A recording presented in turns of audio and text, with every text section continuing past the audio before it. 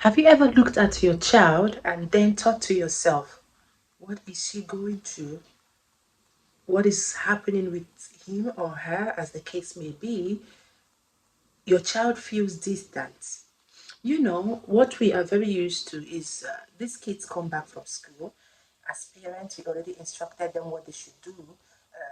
By the time they are back from school, the normal routine goes take your uniforms off, go have a shower, take your lunch, probably have a nap. When you wake up, do your homework, and then the routine, it keeps going. What if I told you that most of these kids have something up their sleeves that they would love to share? But it's not like they are keeping it a secret because they don't want to speak or because they want to keep it a secret. No, most of these kids they want to share these things, but because they have not gotten that safe space to talk about it, so they feel withdrawn, and the battle with whatever that is going on with them, the battle is all to themselves. So today I just want to talk to one parent out there, 1 million parents, uh, as much parents are going to come across this video. I just want to talk to us how, to be safe spaces with our children. So let's dive in.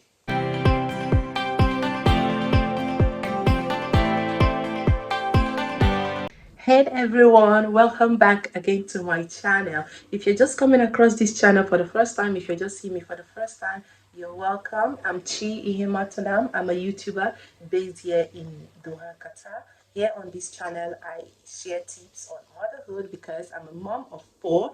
I also, my daily lifestyle vlogs and, a little bit health tips here and there. So guys, as let's begin the discussion. Okay, I just want to, before I proceed, okay, I just want to make this impression clear. Most parents are not distant because they want to be distant. It's not an intentional act. Remember that life gets so busy. These parents are caught up trying to make ends meet. They are caught up with so much stress, trying to make deadlines, anxiety, and all that because food needs to be brought to the table for the children. But is this even an excuse to, neglect the kids, and just your routine as a parent is just to put food on the table, make sure that the school fees or whatever they are well taken care of, and then we neglect their emotional needs? I'm not a saint, okay? Sometimes I'm caught in between this hustle and bustle. But again, I sit back. These kids are growing up every single day. Some of these children, they go to school, they meet so many people. Some of them, even because of the experiences, day-to-day experiences they have, maybe at school or, wherever, they go through emotional stress. They go through physical anxiety. They go through things that they really need to talk to an adult, a parent, whoever. But then we seem to be unavailable. Now, I want to just give you guys a little bit, instant about what happened with my first daughter, Isabel. Okay, Isabel is a child that she's usually, she's outspoken. Not so outspoken, but when you get to talk with her, she really opens up. So she came into the kitchen on this day. I was in the kitchen, and then she was just standing at the door. I looked at her face. I knew she wanted to say something. Then I asked her, Isabel, is everything okay? Do you want to say something? She said, Mommy, I feel that, in her words, I feel that my front teeth, the two of them, they make me look ugly. And I paused. A little backstory. These two fronted, just this and this, okay, they've been through a lot. She had this fall when she was still 1 year plus. She fell down, and two of them they pulled out. So for 5 years she was without two front tooth. Eventually it came out. When it came out, just late last year it came out, and then this year sometime in January, late January or February, they came back from church after eating. They were just in the sitting room. I was in my room. Next I heard the shout. What happened? Her brother, I don't know, they were playing, and that the brother mistakenly used a plate and hit her mouth, and that same spot, one of the tooth broke again. And I took her to the hospital. We did some feelings. When you look at her, it's normal, but then if the feeling goes off, there is still that crack there. So she's been feeling, I didn't know. She's been feeling a little bit, she's been feeling like, because of the teeth, two of them, it's making her look ugly. Then I had to speak to her. I had to talk to her. Normal Nigerian parent in me, I would have scolded her to even think, why should you be thinking about beauty? You're just 6 years old. She will be 7 in June. But then again, I said to myself, no, this girl, maybe she's battling with some facial identity because of the tools or whatever. I spoke to her. I told her, no, you're so beautiful and you're the most beautiful girl in the whole world. Nothing is wrong with your tools. If we need to go to the dentist at any point, I'm going to take you to the dentist. I reassured her that she's okay. But you see, these kids, they need this type of assurance once in a while. Okay, everything is not about scolding. Of course, the Nigerian parent in me, sometimes I forget this whatever gentle parenting I'm talking about, and then I lose it. But again, we have to like do better. So these kids, they need closure, they need compassion, they are going through a lot. I don't know what it is about this generation, that things that didn't matter when back, okay, in the 1990s, they are mattering a lot now. You see an 8-year old, a 10-year old. I was seeing a movie the other day, and then this kid, she was just 10 or 11. She came back from school and she told her mom she had a crush. At that age, when I was that age, I was busy crying because I don't want to go to school. And then someone is going to school at that age and you are already crushing on someone. Like, but as a parent, how do you go about it? Do you reprimand that child? Do you, see it as no abomination and all that? No.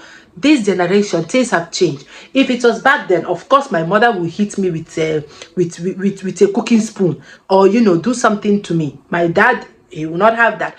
But then, because times are changing, everything, I don't know. So as times are changing, we as parents should also change our parenthood and all that. So be a safe space for your kids. Let them be free to talk to you about every and anything. For once, they should never be afraid to open up to you and talk to you about whatever they feel concerned about. Now, also, there is a difference between controlling and guiding. You know, most parents, we feel the best way to get these kids to act upon our command is to control them. But then when we control kids, over the years, I had to learn this. When you control kids, they get to hide more things from you.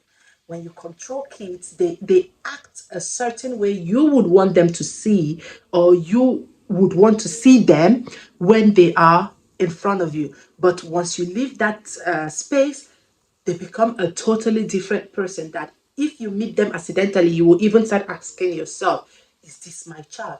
But if we actually guide them, let them know that they are free to be who they want to be, but with a little bit caution. When you guide them, they will come to you, they will open up to you, and they will show respect boundaries. For instance, instead of telling a child, or give me that iPad, what are you watching, screaming on them, you can just try this. Come sit next to me, let's see what you're watching. I want to watch with you. I want to know what you like, and give them that reassuring statement. Okay, it will always make them to come back to you, to speak to you if they ever need to. That right there is not invading, that is participating. Also, as parents, we should cultivate this habit of having open conversation with our children. We see ourselves as we are so busy, we don't have time, blah, blah, blah. But we should never underrate the positivity that comes out from open conversation. Let your kids know that you are always there. You will always listen to them without judgment.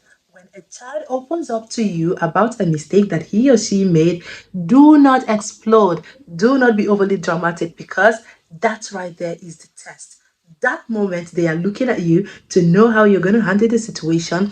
That moment alone can decide if they are going to come back to you with their problems or no. So we should always let our kids know that we are going to guide them without judgment, and we are always there for them no matter what happens.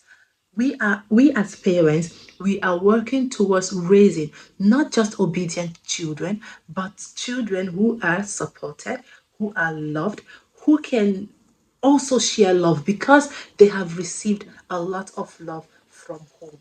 I know this may be overwhelming as parents because we have a lot going on, but let's not overlook the fact that we brought these kids into this world and God has given us that mandate to guide and to lead them. By God's grace, we are going to be better parents, producing amazing children, not just for our families, but for the world at large. Because believe it or not, these kids will never live with us forever.